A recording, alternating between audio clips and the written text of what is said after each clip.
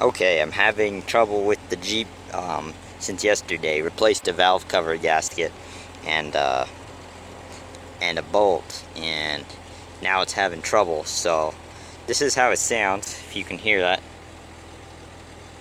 from the inside. Not really. Seems like it's idling fine.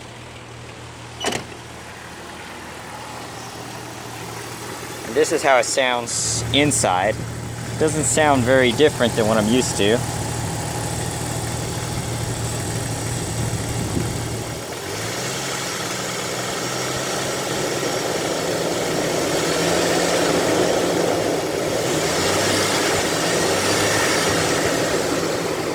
Sounds pretty normal, but watch the second video that'll stitch together into this, and it sounds horrible when I'm actually like moving the vehicle.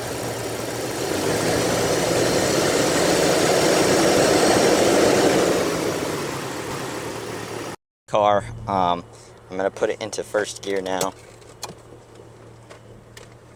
I'm not showing any lights or anything.